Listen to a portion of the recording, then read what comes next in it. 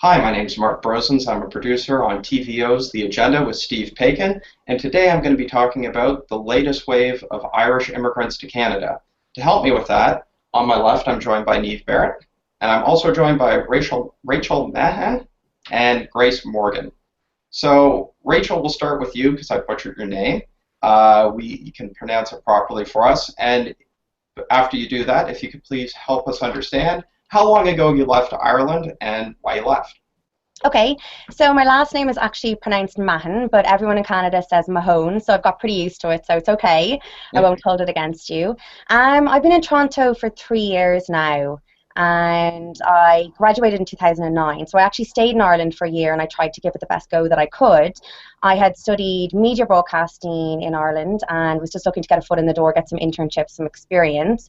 But it ended up taking about 6 months even to get, an internship or volunteer work. And I really was like being very active. I was, banging down every door, calling up people and being proactive on it. But I found that there was nothing going. Until I moved to Toronto, I'd never seen an advertised job in my field ever. Like I was blown away that there were sites specifically for jobs in television and media. I'd never seen that before at home. And a year was just my breaking point where I felt like I didn't have any more time to wait around and I had to kind of take things into my own hands. So that was my story. So how about you, Niamh?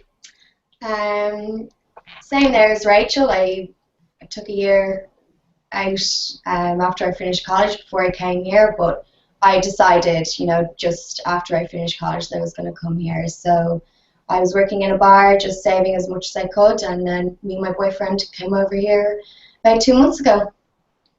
And Grace, how about yourself? When did you come over and why'd you leave? Well, I suppose I'm kind of brand new. I've been here about 5, maybe 6 weeks. I'm a bit different from the girls in that I was probably nearly 3 years out of college. And I was working happily, but I just decided that it was time for a little adventure and a break. So again, myself and my boyfriend, we moved over the end of July. And we'll stay with you, Grace. Why'd you choose to come to Canada? Good question.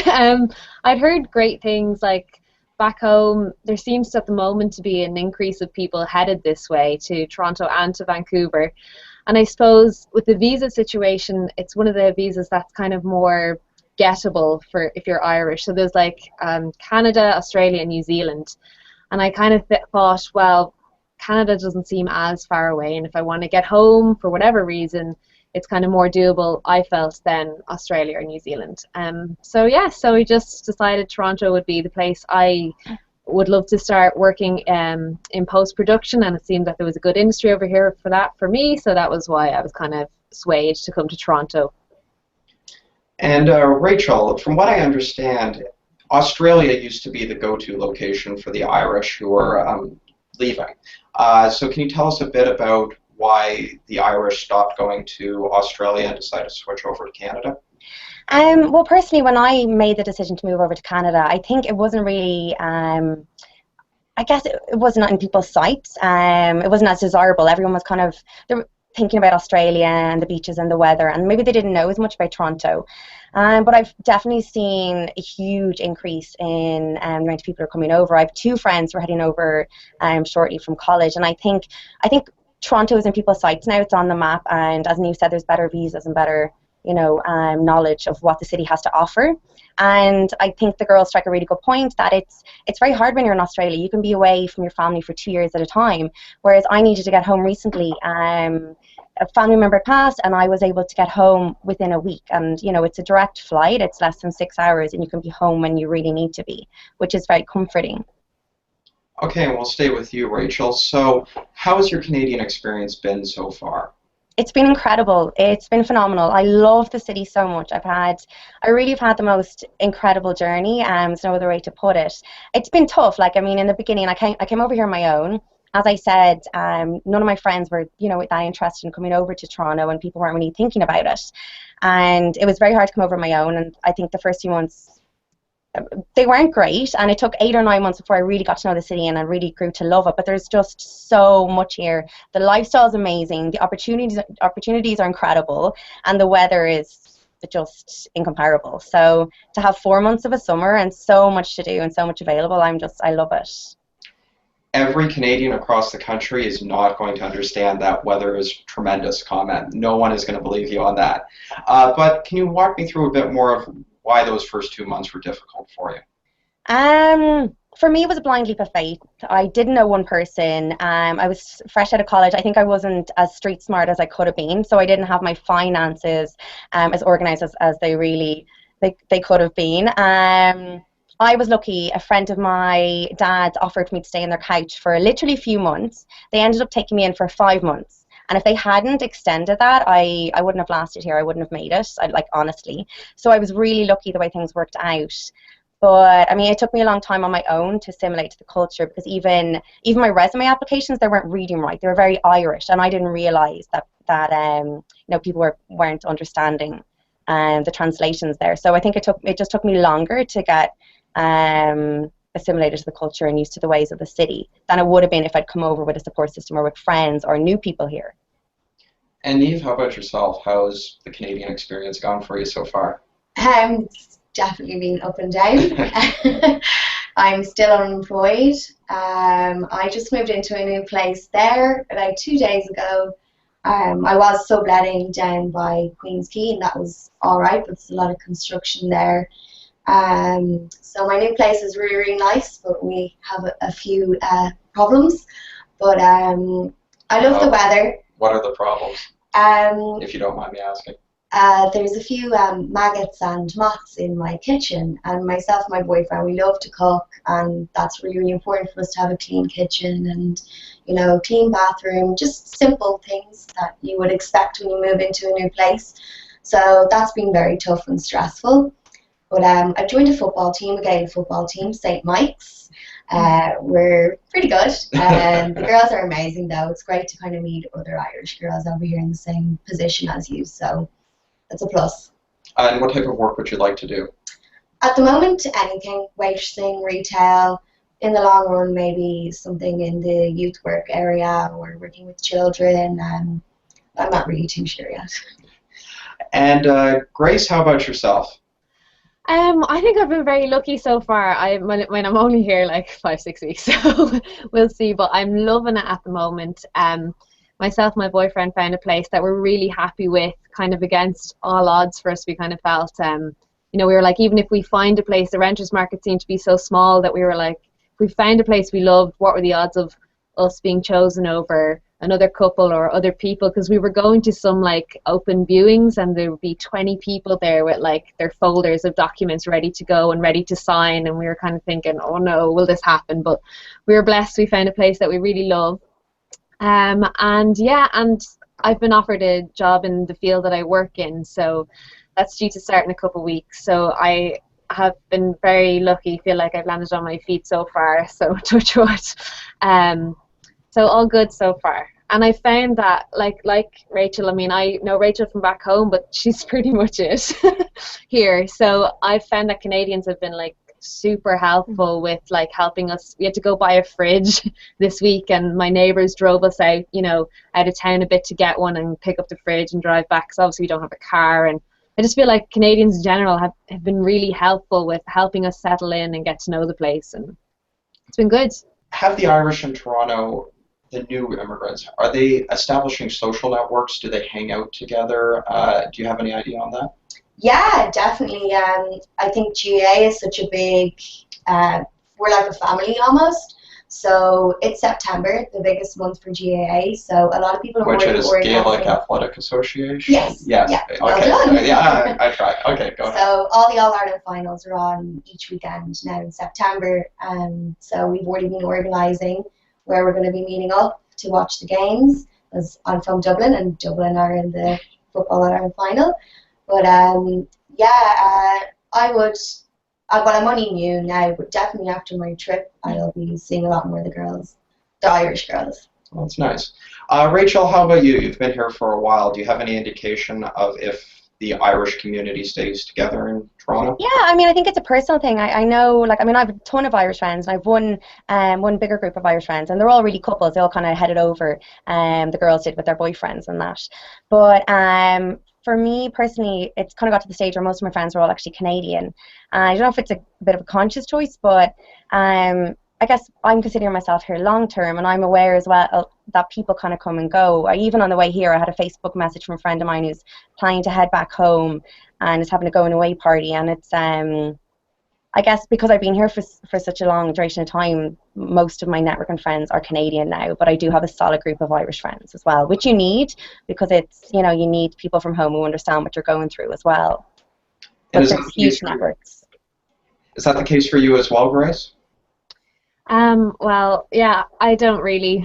I just feel too new. I don't know yet. Like, I was really interested to hear that there was Gaelic football associations here, and like Niamh said, they're a big deal and it's a big organisation, and that's great to hear. And it's great to hear that if I wanted to get involved with that, I could. I even saw there was Irish language lessons in one of the colleges downtown. I thought that was cool because I speak Irish and I'd love to not get rusty. And so it's nice to know that if there's things from home I want to keep up here, they do seem to be alive in the city, which is lovely to hear. Or if I just want a good Irish breakfast fry, apparently there's a good place to go for that. So that's great to hear. But I would be conscious that I would also try to obviously reach out and make friends with all nationalities, Canadians, whoever I come across, so that I don't maybe just end up transferring my like Dublin friends or, you know, network to Toronto, because obviously that's not what it's about. It would be brilliant to have kind of a balance, but, you know, while I'm here, I definitely want to expand my horizons a bit. So.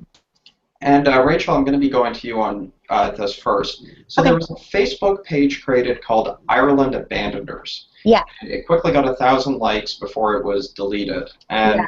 I'm going to read what was on there. It says, "Take down your tricolors. You're not worthy of flying them. You have all left now. Many of you hope to return one day when things pick up, when the economic climate changes to suit you. Well, guess who's changing it? The people who stayed behind. We will not allow you to reap the benefits of the crops that we are sowing now." So it kind of creates a question of a brain drain, which Canadians have thought about quite a bit. What's your reaction to this message? I think it tugs at your heartstrings a little bit. I mean, it's a very emotional thing for me, even like after being away for so long. Like the first time I went home, it was a year and a half. And I'm so proud to be Irish, and even like 3 years later, I don't think my accent has slipped at all. I hope not. But to be honest, I was faced with a year where it was pretty demoralising. I didn't want to sit at home. I wanted to be out working. I'm a really active go-getter, and it was a hard situation to be faced in. And to head off on a country on your own takes a lot of guts, and it was terrifying. So, I mean, you hope that people offer their support, and I mean, my family were very supportive. My friends at home would send me little packages and things like that, because my first Christmas I was here on my own, and my friends at home were kind of sending me things to cheer me up. But I understand the tension that rises, because there are a lot of people who are disgruntled that I guess some of the, you know, young graduates who are maybe can innovate or stimulate the economy have all left. I mean, not all of them, but I think it's like 300,000 in the past 4 years. So I understand it, but it makes me aggrieved or angry, you know, to hear that reaction. And how about you, Grace? What did you think of that message? Yeah, well, when you read that there, I felt like that was quite harsh. I do, just before I left, I did feel that there was a bit of tension maybe beginning to start with people feeling like, you know, oh, you guys just went off and, you know, enjoyed the sun and the good economies or whatever. And there were a few kind of people who were like, you know, I could notice on a few Facebook statuses like, we're home, we're flying the flag, and we're the ones that are going to pick it up. And I think that's very admirable, and that's a great attitude to have. But I think that you also can't tar everyone with the same brush. Like, not everyone, I personally did not feel forced out of the country. I didn't feel like I had to leave. I just was, you know, kind of mid to late 20s, and I wanted a little bit of adventure before I started to settle down in life a bit. So everyone, I think, has their own personal reasons to go. I think it's a bit harsh to say, you know, take down your tricolours, because, I mean, you can tell from the three of us, like, we're Irish as can be, and that doesn't change, you know. And what do you think, Niamh? I'm definitely, as the other two, I'm very proud to be Irish. When somebody hears my accent and they're like, oh, where are you from? I'm from Dublin, Ireland, with a big smile on my face. And generally the people over here are like, oh, wow, that's really cool. And I definitely wasn't pushed out of the country either. didn't really look for a job in my area. I just wanted a bit of an adventure before, I do think I will come home after 2 years, and I don't want people to be like, where have you been, when the country's like this. So many of my friends are struggling. They're doing masters just purely because for the sake of doing masters. They're doing internships, getting no money, trying so hard to get somewhere. And I think that's one of the, a lot of the reasons why people have emigrated and stuff. So it makes me angry, it makes me sad, because I'm really, Irish through and through, and like it's sad to come I was to go home and people are looking down at me for leaving. So one last thing, and I'll go to Rachel with this first. The point that Niamh was making there goes to the point of a series of programs we're putting on the agenda with Steve Paikin this week, which looks at Canadian millennials. So that's a generation that's born 1980 and after. And a lot of them here in Canada feel like they're never going to have the standard of living that their parents have. They're never going to be able to buy a house. They're never going to be able to get a car. They're never going to be economically prosperous. And as Irish people, hearing young Canadians talk about that, I don't know, what's your reaction? Does that seem like an overreaction from somebody coming from Ireland? I mean, as I said, when I first moved over here, my dad's friend took me in, and his daughter's my age, and I was introduced to all of her friends, and they kind of took me into their group. But these girls have been working for a couple of years. They all had their own cars. They had down payments on their own condos. They owned their own furniture. I was blown away. I'd never met girls my age who were that established or had so much. So, I mean, it does amaze me. I know not everyone has that, but I just think the standard of living in the city is phenomenal. Even I'm somewhat on on an entry level position or salary, but we eat out all the time. We've culturally we've so much going for us, and I think having 4 months of the summer means that we can do so much that isn't even dependent on funds. I mean, you've got trips to the islands or Kensington Market or Ronsville, all these amazing areas, all these amazing exhibitions and events that come to the city. I think there's so much money in the economy, and I'm really bowled over by how many jobs are advertised in a field like media or TV production. I mean, it's hard to break in. It's so hard. You need to know people. You need direct referrals. But to have never seen an advertised job, to see all of this opportunity, I think there's like limitless opportunities in Toronto. And how about you, Grace? Does it seem like there's limitless opportunities here in Toronto? I do think there's definitely more than back home at the moment, but I think it's probably wise. Like it's no bad thing to live thinking, I might need to put a contingency plan in place for the future, because we kind of lived through that boom of property flying up everywhere and loads of construction work and loads of work and this, that and the other, and then suddenly it was like it was gone.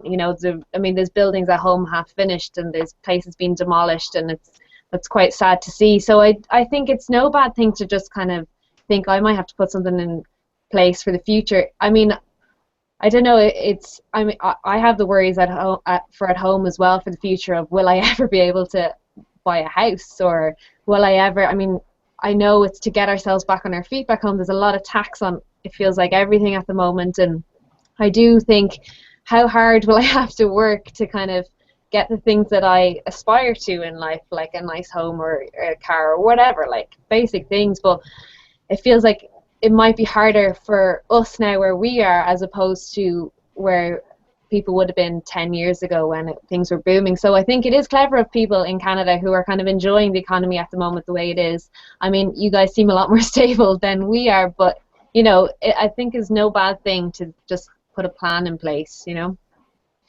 So I'd like to thank Niamh Barrett, Thank you. Rachel Mahan, I tried really hard, Rachel, and Grace Morgan. Thanks very much, everybody. Thank you. Thank you. Bye.